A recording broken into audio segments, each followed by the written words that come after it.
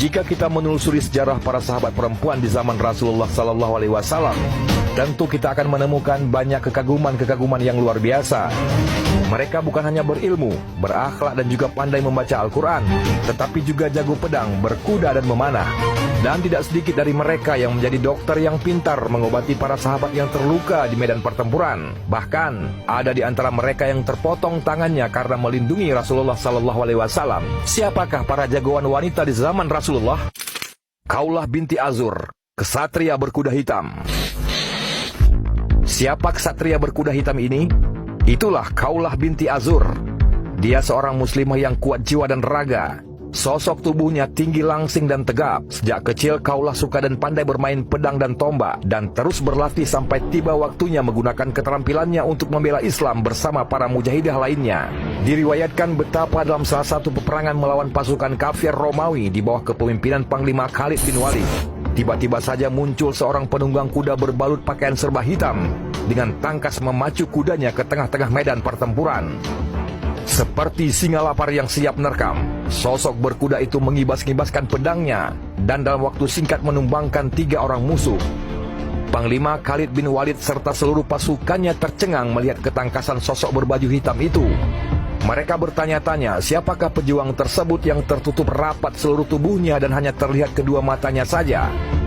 Semangat jihad pasukan kaum muslimin pun terbakar begitu mengetahui bahwa The Black Rider, si penunggang kuda berbaju hitam itu adalah seorang wanita. Keberanian Khawlah teruji ketika dia dan beberapa mujahidah tertawan musuh dalam peperangan Sahura. Mereka dikurung dan dikawal ketat selama beberapa hari. Walaupun agak mustahil untuk melepaskan diri, namun Khawlah tidak mau menyerah dan terus menyemangati sahabat-sahabatnya. Ia berkata, "Kalian yang berjuang di jalan Allah, apakah kalian mau menjadi tukang pijit orang-orang Romawi? Mau menjadi budak orang-orang kafir? Di mana harga diri kalian sebagai pejuang yang ingin mendapatkan surganya Allah? Di mana kehormatan kalian sebagai muslimah? Lebih baik kita mati daripada menjadi budak-budak orang Romawi." Demikianlah Khawlah terus membakar semangat para muslimah sampai mereka pun bulat tekad melawan tentara musuh yang mengawal mereka. Rela mati syahid jika gagal melarikan diri. Janganlah saudari sekalian gentar dan takut. Patahkan tombak mereka, hancurkan pedang mereka, perbanyak takbir serta kuatkan hati. Insya Allah pertolongan Allah sudah dekat. Dikisahkan bahwa akhirnya karena keyakinan mereka, Khawlah dan kawan-kawannya berhasil melarikan diri dari kurungan musuh.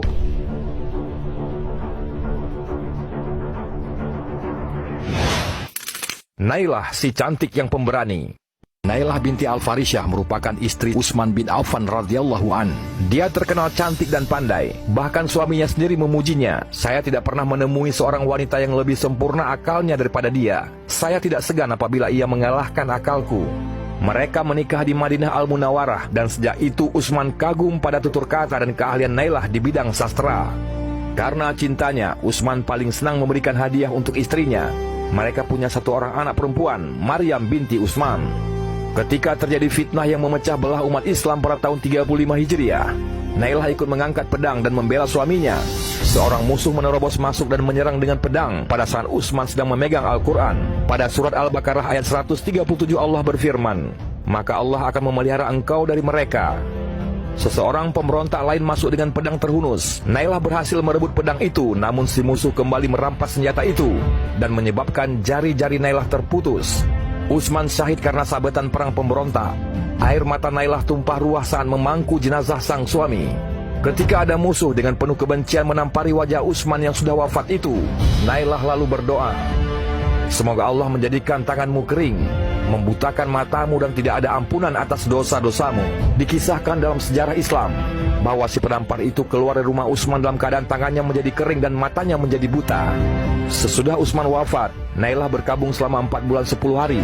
Ia tidak berdandan dan berhias dan tidak meninggalkan rumah Utsman ke rumah ayahnya. Nailah memandang kesetiaan terhadap suaminya sepeninggalnya lebih berpengaruh dan lebih besar dari apa yang dilihatnya terhadap ayahnya, saudara perempuannya, ibunya dan juga kerabatnya.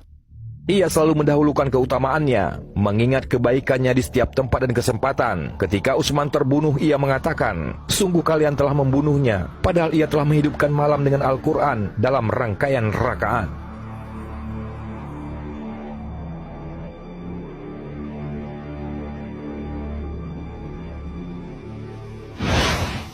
Nusaybah, si jago pedang. Rasulullah Shallallahu Alaihi Wasallam yang mulia berdiri di puncak bukit Uhud dan memandang musuh yang merengsek maju mengarah pada dirinya.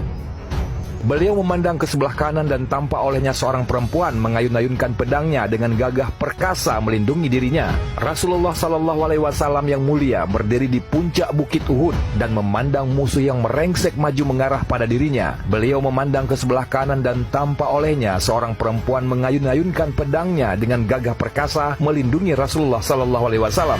Beliau memandang ke kiri dan sekali lagi beliau melihat wanita tersebut melakukan hal yang sama, menghadang bahaya demi melindungi sang pemimpin orang-orang beriman. Rasulullah Shallallahu Alaihi Wasallam pun bersabda, "Tidaklah aku melihat ke kanan dan ke kiri pada pertempuran Uhud, kecuali aku melihat Nusaybah binti Ka'ab berperang membelaku." Memang Nusaybah binti Ka'ab Ansyariyah demikian cinta dan setianya kepada Rasulullah, sehingga begitu melihat junjungannya itu terancam bahaya, dia maju mengibas-gibaskan pedangnya dengan perkasa, sehingga dikenal dengan sebutan Ummu Umarah. Ummu Umarah adalah gelar pahlawan wanita Islam yang mempertaruhkan jiwa dan raga demi Islam, termasuk ikut dalam perang Yamamah di bawah pimpinan Panglima Khalid bin Walid sampai terpotong tangannya. Ummu Umarah juga bersama Rasulullah Sallallahu Alaihi Wasallam dalam menunaikan Baitur Ridwan, yaitu suatu janji setia dan sanggup mati syahid di jalan Allah Subhanahu wa Ta'ala. Nusaybah adalah salah satu dari dua perempuan yang bergabung dengan 70 orang lelaki Ansar yang berbaiat kepada Rasulullah Sallallahu Alaihi Wasallam. Dalam baiat Akabah yang kedua itu, ia ditemani suaminya Zaid bin Asim dan dua orang putranya Hubaib dan Abdullah. Wanita yang seorang lagi adalah saudara Nusaybah sendiri. Pada saat baiat itulah Rasulullah menasihati mereka, jangan mengalirkan darah dengan sia-sia. Dalam perang Uhud, Nusaybah membawa tempat air dan mengikuti suami serta kedua orang anaknya ke medan perang. Pada saat itu Nusaybah menyaksikan betapa pasukan muslimin mulai kocar-kacir dan musuh merengsek maju, sementara Rasulullah Sallallahu Alaihi Wasallam berdiri tanpa perisai. Seorang muslim berlari mundur sambil membawa perisainya. Maka Rasulullah Sallallahu Alaihi Wasallam berseru kepadanya, "Berikan perisaimu kepada yang berperang." Pria itu melemparkan perisai yang lalu dipungut oleh Nusaybah untuk melindungi Nabi Muhammad Sallallahu Alaihi Wasallam. Ummu Umarah menuturkan pengalamannya, "Saya pergi ke Uhud dan melihat apa yang dilakukan orang pada waktu itu, dan saya membawa tempat air. Kemudian saya sampai kepada Rasulullah Sallallahu Alaihi Wasallam yang berada di tengah-tengah para sahabat. Ketika kaum muslimin mengalami kekalahan, saya melindungi Rasulullah Sallallahu Alaihi Wasallam, kemudian ikut serta di dalam medan pertempuran. Saya berusaha melindungi Rasulullah dengan pedang. Saya juga menggunakan panah sehingga akhirnya saya terluka." Ketika ditanya tentang 12 luka di tubuhnya, Nusaybah menjawab, "Ibnu Kumayyah datang ingin menyerang Rasulullah ketika para sahabat sedang meninggalkan baginda. Lalu Ibnu Kumayyah berkata, 'Mana Muhammad? Aku tidak akan selamat selagi dia masih hidup.' Lalu Mus'ab bin Umair dengan beberapa orang sahabat termasuk saya menghadapinya. Kemudian Ibnu Kumayyah memukulku. Rasulullah juga melihat luka di belakang telinga Nusaybah, lalu berseru kepada anaknya, 'Ibumu barutlah lukanya. Ya Allah, jadikanlah mereka sahabatku di surga.' Mendengar itu Nusaybah berkata kepada anaknya, 'Aku tidak peduli lagi apa yang menimpaku di dunia ini.' Sungguh setianya beliau kepada baginda Rasulullah Sallallahu Alaihi Wasallam. Subhanallah, ternyata umat muslim yang juga memiliki jagoan wanita memang